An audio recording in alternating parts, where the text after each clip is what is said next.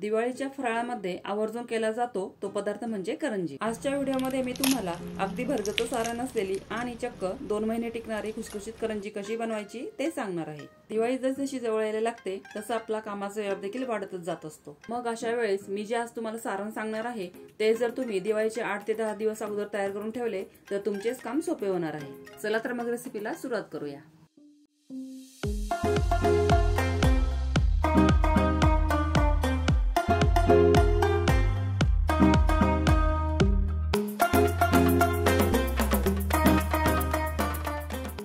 सगळ्यात अगोदर आपल्याला करंजीच्या वरच्या पारीसाठी पीठ भिजवून ठेवायचे आहे।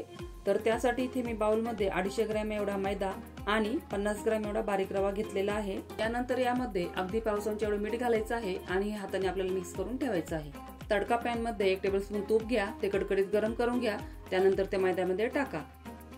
तूप गरम असते म्हणून सुरुवातीला चमच्याने मिक्स करायचं आणि त्यानंतर दोन्ही हाताने अशा प्रकारे मैद्याला चांगलं चोळून घ्यायचं आहे। आता थोडे थोडे पाणी घालून हे पीठ आपल्याला पोळीच्या पिठापेक्षा थोडेसे घट्ट आणि पुरीच्या पिठापेक्षा थोडेसे सैलसर मळून घ्यायचं आहे। हे बघा आपलं इथं आता पीठ मळून झालेलं आहे। आता आपण याला थोडंसं तेलाचा हात लावणार आहे। अगदी थोडंसंच मी इथं पाव चमचा एवढं तेल घेतलंय। यामुळे ना आपलं पीठ असं छान असं सॉफ्ट बनतं। हे बघा अशा प्रकारे आपलं हे पीठ तयार करून झालेलं आहे। आता यावरती झाकण ठेवून हे पीठ आपल्याला कमीत कमी 1 तास तरी आपल्याला रेस्टसाठी ठेवायचं आहे।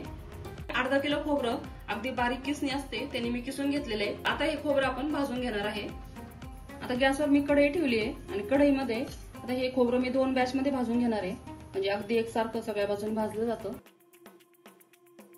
आणि आता लो टू मीडियम फ्लेमवर आपल्याला हे छान असं भाजून घ्यायचंय। फक्त याचा आपल्याला कलर चेंज नाही करायचा आहे। अशा प्रकारे जर तुम्ही खोबरं आणि बाकीचे साहित्य भाजून घेऊन सारण बनवले तर हे सारण अगदी 2 ते 3 महिने आरामात टिकते। साधारणपणे 4-5 मिनिट लागले मला हे खोबरं भाजण्यासाठी आणि अगदी मंद गॅसवर मी याला छान असं लाईट गोल्डन कलर येईपर्यंत भाजून घेतलेला आहे। तुम्ही ते बघू शकता अगदी हलकासा सोनेरी रंगही याला दिसत आहे आणि असं भाजलेला छान असा खरपूस वासही येत आहे। तर आता हे मी काढून घेते। परातीमध्ये काढल्यानंतर याला थोडंसं असं पसरून ठेवायचं, म्हणजे मग ते थंड होतं। अशा प्रकारे आपलं सगळं खोबरं इथे भाजून झालेलं आहे। खोबरं भाजून झाल्यानंतर आपल्याला आता यामध्ये खसखस भाजून घ्यायची आहे। इथे मी 3 नाश्त्याचे चमचे असतात त्या चमच्याने 3 चमचे एवढी घेतलेली आहे। आता ही खसखस अगदी लो फ्लेमवरच आपल्याला भाजून घ्यायची आहे। हे बघा अगदी मिनिट भरासाठी मी खसखस भाजून घेतलेली आहे आणि आता ही छान अशी भाजली गेलेली आहे। कलरही चेंज झालाय आणि यामधून खूप असा छान असा सुगंधही येतोय। तर आता आपण ही काढून घेऊया। आता आपण ही खसखस या खोबऱ्यावरतीच काढून घेणार आहे। खसखस भाजल्यानंतर आता याच कढईमध्ये आपल्याला 2 टेबलस्पून एवढं तूप घालायचंय। तूप गरम झालेलं आहे। आता यामध्ये मी कट केलेले बदाम घालते आणि आता हे बदाम आपल्याला 1 मिनिट भरासाठी फ्राय करून घ्यायचे आहे। आता कट केलेले काजू घालायचे आणि हे काजू देखील आपल्याला आणखी 1 मिनिटासाठी परतून घ्यायचे आहे। हे बघा आपले आता काजू आणि बदाम दोन्ही छान असे परतून झालेले आहे। आता ते मी काढून घेते। आता यामध्ये थोडेसे मनुके घेतले। आता हे मनुके पण आपल्याला असे छान परतून घ्यायचे। मनुके देखील छान परतून झालेले आहे, काढून घेऊ। आता इथे मी 125 ग्रॅम बारीक रवा घेतलेला आहे आणि आता हे राहिलेले जे तूप आहे त्यामध्येच आपण हा रवा आता भाजून घेणार आहे। अगदी मंद गॅसवर आपल्याला याला भाजायचं आहे आणि आता हा रवा आपल्याला कमीत कमी 4 ते 5 मिनिटांसाठी छान असा लो फ्लेमवरच भाजून घ्यायचा आहे। 4 ते 5 मिनिट मी याला छान असं मंद गॅसवर भाजून घेतलंय आणि आता याला छान असं गोल्डन कलर आलेला आहे आणि थोडासा असं हलका पण वाटत आहे मला। आता यामध्ये ना रवा घालण्याच्या अगोदर खोबरं आपलं गार झालेलं आहे, तर हाताने आपल्याला अगदी असं हलकसं चुरून घ्यायचंय, म्हणजे पूर्णपणे याचा आपल्याला भुगा नाही करायचा आहे। अर्धवट ते असं मोडलं गेलं पाहिजे आणि अर्ध तसंच राहिलं पाहिजे।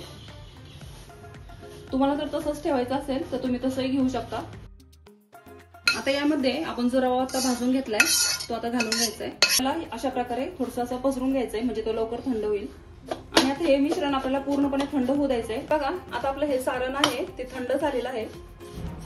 आता आपण हे मिक्स करून घेऊया।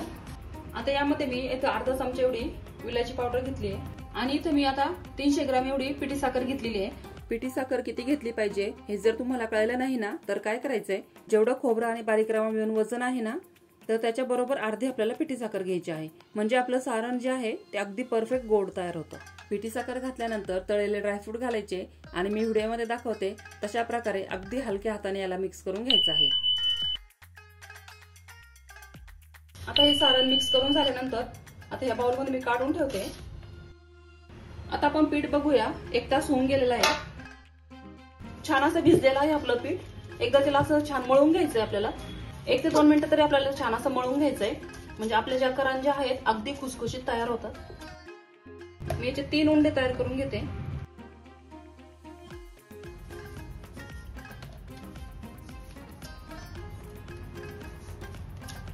उंडा तयार करून घेतलाय आणि इथे लावण्यासाठी मी थोडासा मैदा घेतलेला आहे. अगदी हलकाच थोडा बुडवून घ्यायचा आपल्याला त्या मैद्यामध्ये आणि याच्या एकदम अशी मोठी पोळी लाटून घ्यायची आपल्याला. अशा प्रकारे ही पोळी लाटून घेतलेली आहे. आता काय करायचंय आपल्याला, त्याला आता साठा वगैरे काहीच लावायचं नाहीये. फक्त याचा असं टाईट आपल्याला रोल तयार करायचा आहे. यामध्ये हवा नाही राहिली पाहिजे, एकदम टाईट आपल्याला रोल असा तयार करत जायचंय.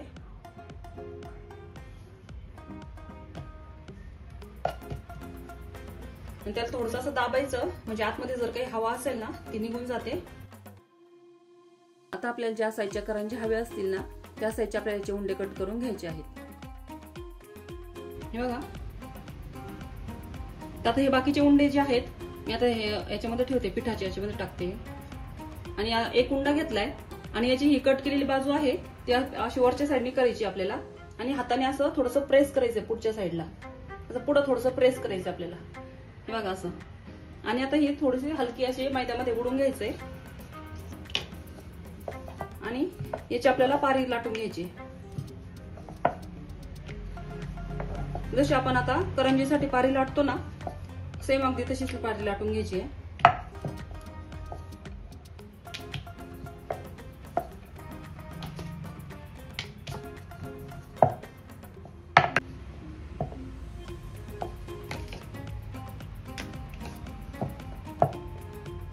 लाटताना आपल्याला जास्त पीठ नाही लावायचं. तुम्ही जर पीठ असं प्रॉपर जर मळून घेतलं ना तेल तूप पीठ काहीच लावण्याची गरज नाही राहते.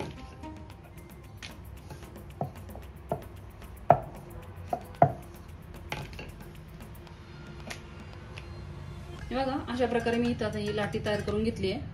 अशा प्रकारे माझ्याकडे हा करंजीचा साचा आहे, तर यामध्ये मी करंज्या बनवणार आहे. ते साच्यामध्ये लाटी घातल्यानंतर आपण जे सारण तयार केलेलं आहे ते आपल्याला यामध्ये घालायचंय. तुम्हाला जेवढं सारण यामध्ये घालायचं असेल ना तेवढं तुम्ही घालू शकता. 2.5 ते 3 चमचे सारण यामध्ये बसतं. हे बघा 3 चमचे सारण मी इथं भरून घेतलंय.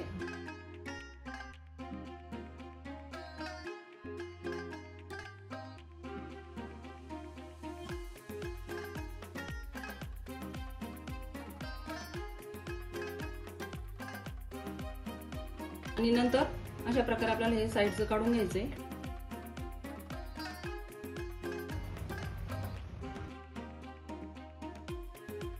किती छान आपली इथं करंजी तयार झालेली आहे. आता या करंज्या मी एक ताटामध्ये ठेवून घेते आणि अशा प्रकारे मी राहिलेल्या करंज्या देखील करून घेते.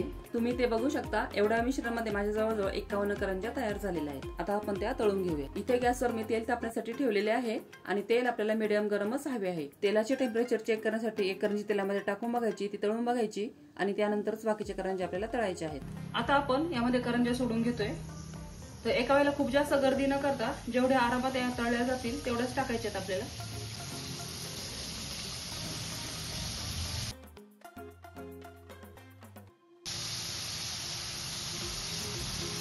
पलटी करून घेते मी यांना.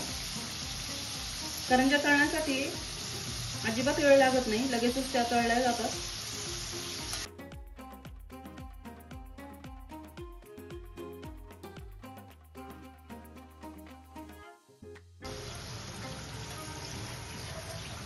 आता मी ज्या झालेल्या आहे ते काढून घेते.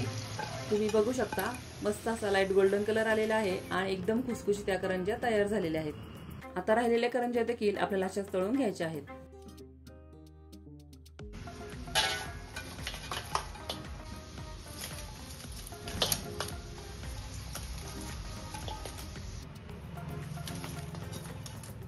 चला तर मी तुम्हाला एक करंजी तोडूनही दाखवते किती खुसखुशीत झाली आहे.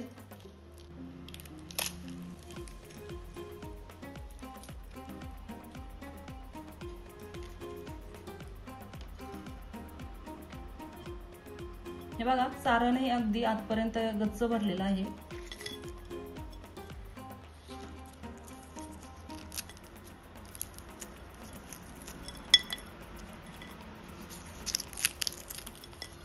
तर या दिवाळीला तुम्ही माझ्या पद्धतीने या करंज्या एकदा तरी नक्की करून बघा।